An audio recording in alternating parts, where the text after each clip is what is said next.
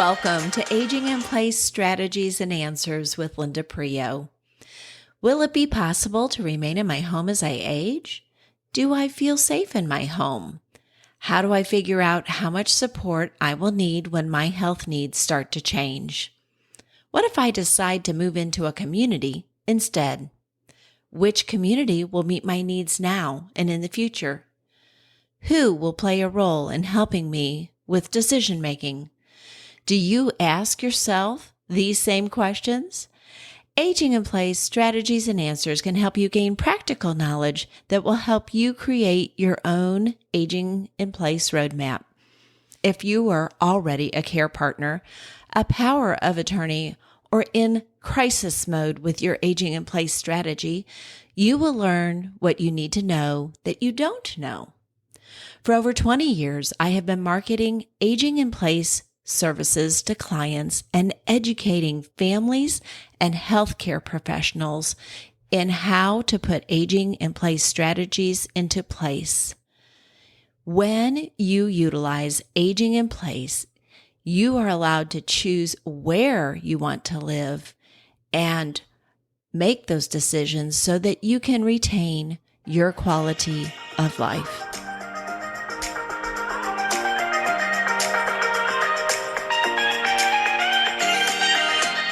Thank you for joining me today on Aging in Place Strategies and Answers.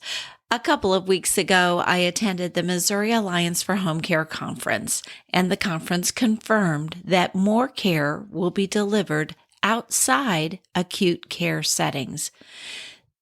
There will be a greater usage of outpatient care settings or even the home settings.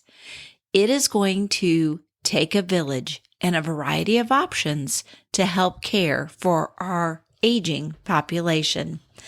Managed care plans, not traditional Medicare, are here to stay, but most service providers agree that these plans suit the healthy senior the best.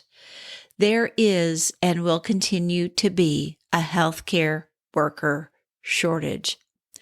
At the conference, I visited the Department of Health and Human Services booth, and I learned that June is National Elder Abuse Awareness Month. So today, we're going to review what to do if you suspect elder abuse or neglect. We will also review the categories of abuse, signs of abuse, what is neglect, and the right to self-determination. In a more emergency type situation, you can always call your local police to perform what is called a wellness check or a citizen's welfare check.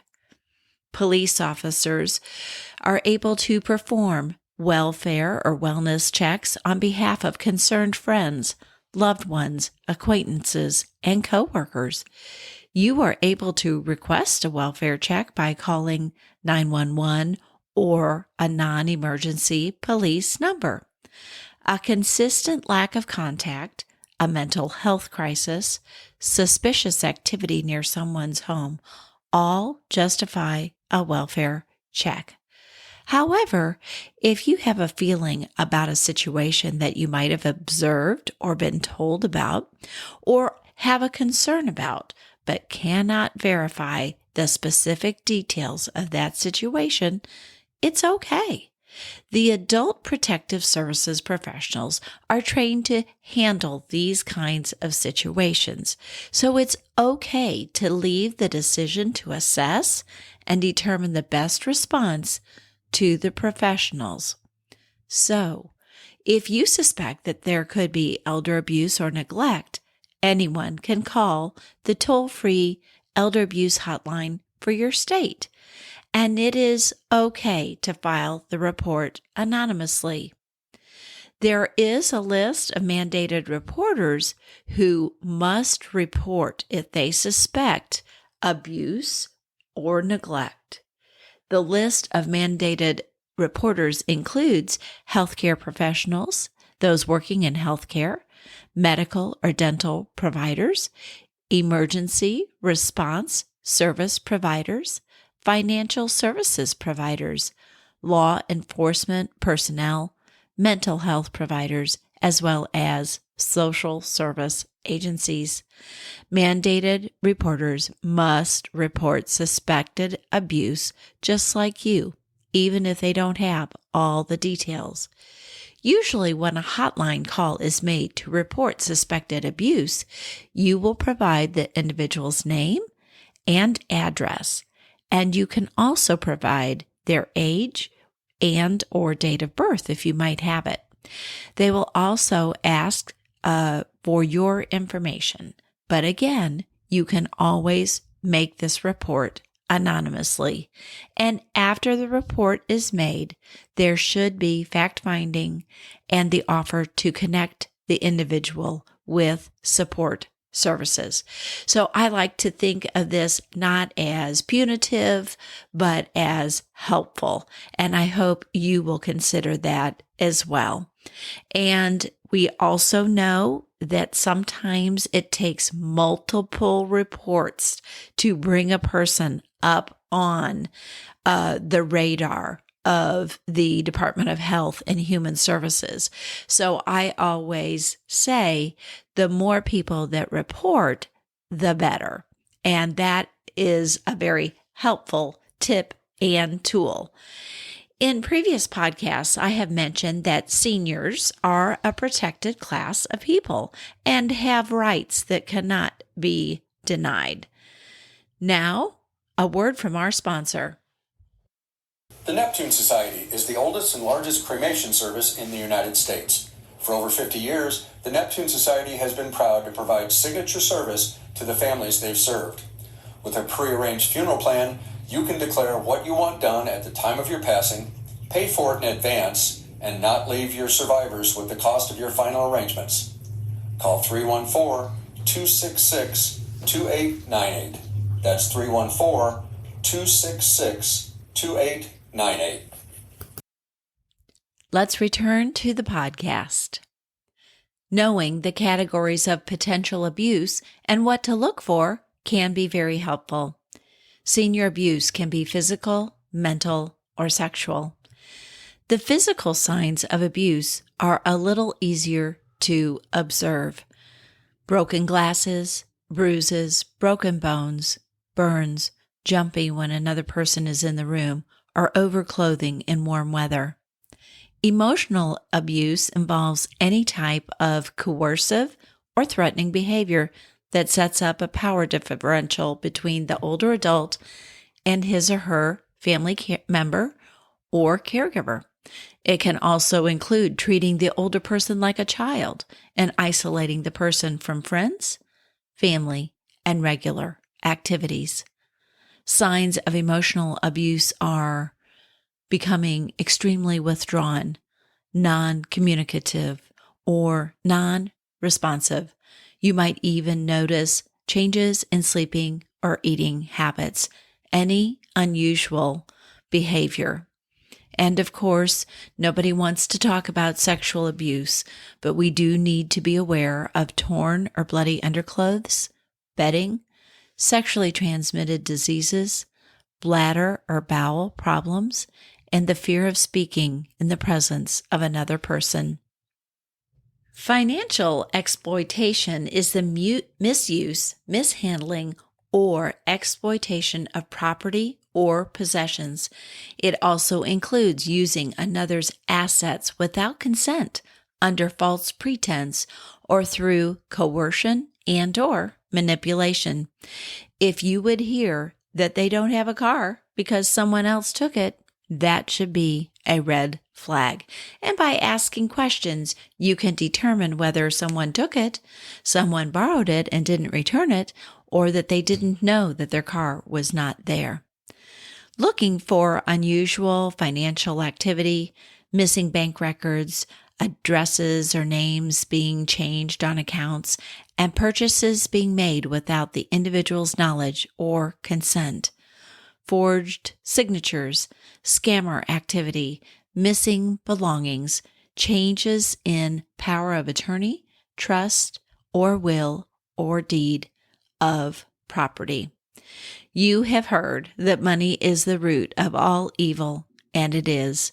In my career, I have been aware of many cases where distant relatives, well-intended neighbors, or friends, or even caregivers that work for the client and have exerted undue influence over the senior, that these kinds of and forms of abuse have happened. In fact, I have even seen houses being signed over and other such nonsense. Here's an example. One of our clients did not have any children of her own, but she did have a niece and her husband who began exerting undue pressure on the aunt to sign over the house to them. The astute social worker at the community where the client was in for a short-term respite stay had found out some information. And so she asked the patient who would be leaving their community soon, would you be interested in hiring and knowing more about a care manager that could help you with your health care decisions? And the lady said yes, she would, that she already had an attorney, but she would like somebody to help her with these items. And so when she transitioned home from her short-term rehab stay, with the care manager being present and available, the relatives, interestingly enough, became less involved with their aunt because now they had nothing to gain. So, my friends, as much as we hate to talk about it, I can tell you that it does happen. If you have a loved one living alone and in another state without a support system in place, please be aware of these signs and symptoms. If you are unable to provide proper support yourself, then please consider hiring a care manager or having care provided through an agency that has W-2 employees. In this way, you can monitor the oversight, the companionship, and the support being given to your loved one. You can also, with consent from the senior adult, pay the bills, order the groceries, and set up payment systems for prescriptions so that there is less opportunity to use credit cards and cash. If your loved one should mention that they don't really like a particular caregiver, then the agency can do their diligence and make sure that it is a good care situation for the senior. Neglect is the failure by individuals to support the physical, emotional, and social needs of adults who must depend on others for their care or well-being. It might include inadequate food, medications, and access to healthcare professionals. Physical neglect is the failure to meet the person's medical, hygienic, nutrition, and dietary needs. Failing to give medications, arrange doctor appointments, changing bandages, bathing, grooming, and dressing, or failure to provide ample food to maintain health. These are all signs of neglect. Emotional neglect is the failure to provide adequate opportunities to socialize with friends and family and engage in meaningful activities.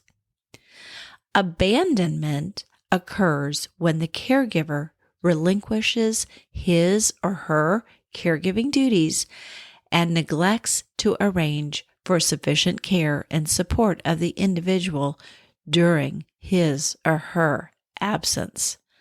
Financial neglect involves failing to pay rent, mortgage, medical insurance, invoices, utility, garbage bills, and property tax or other assessments. Now, self-determination is also an important factor in these scenarios because self-determination is the right to choose, and everyone is afforded this right. If the state would come as a result of a report and offers resources that could be beneficial to the person they are visiting with and who the report was on, that person still has the right to accept or reject recommendations for services. However, the state can also determine if there should be a guardian assigned and that this person really does need a legal guardian. So, let me share one particular situation that I became aware of. The state was investigating a potential abuse call, and the senior was given a choice to be removed from the home and also the opportunity to file charges against the person providing abuse, but they declined those rights. This senior was more afraid of the unknown and being removed from the home, and they also didn't want charges filed against their family. That is a good example of how the state came in, took control of the situation, started making recommendations that would be beneficial to the person, but the person exercised their right to say no.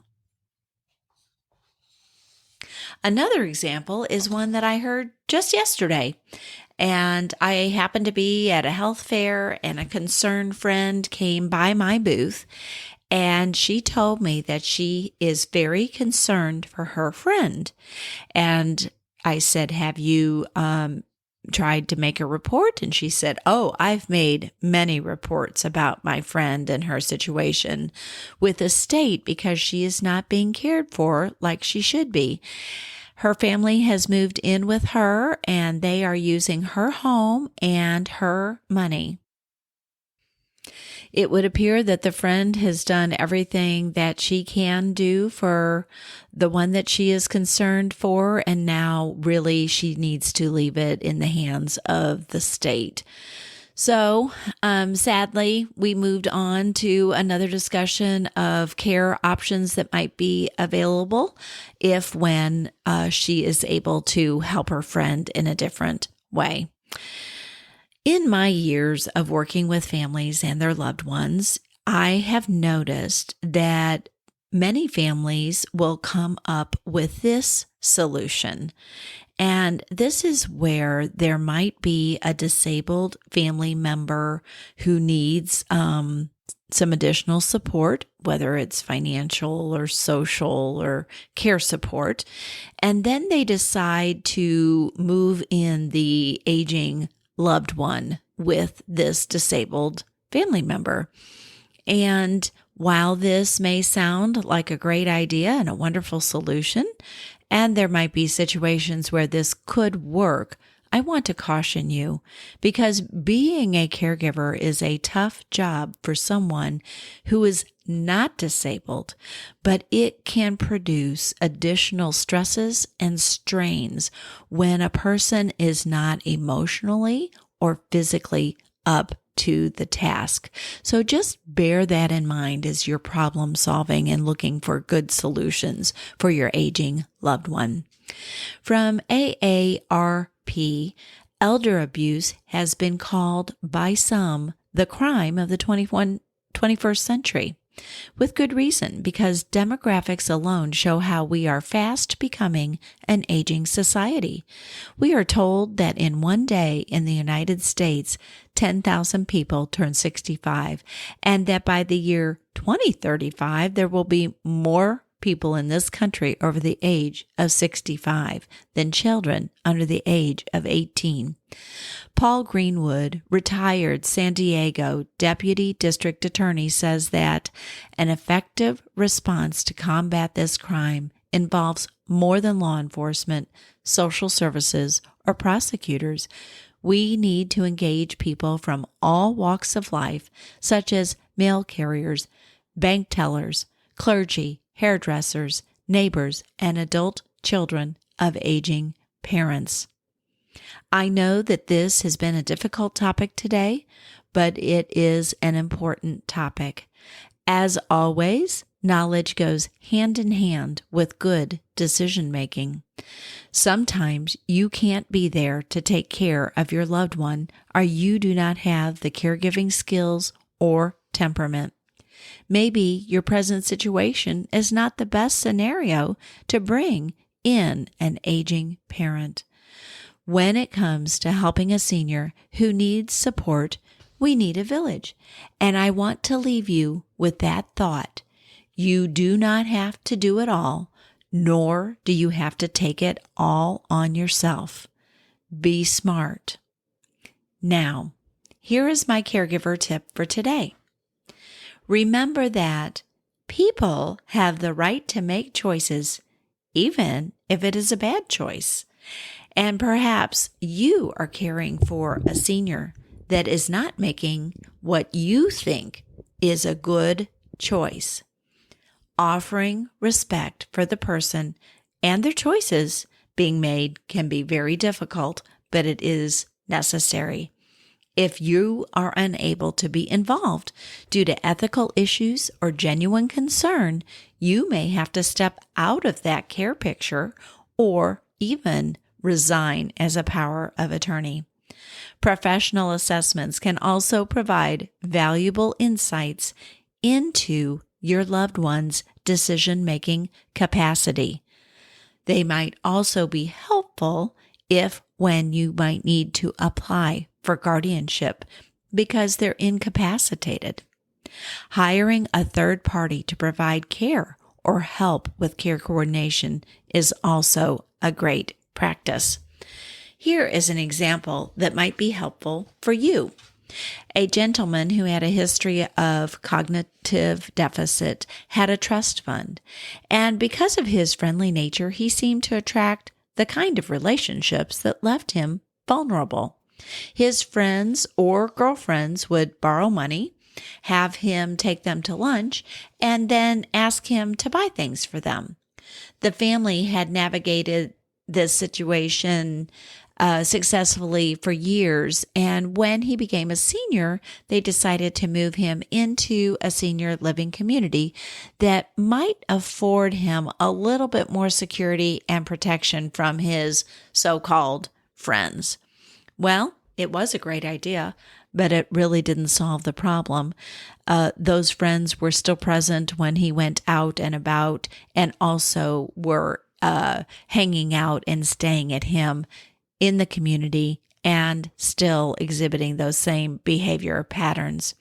The family was worn out from navigating this scenario, so they hired a third-party advocate to provide the companionship he was looking for, shop with him, keep a handle on where the trust fund allowance was being spent, and give them a break.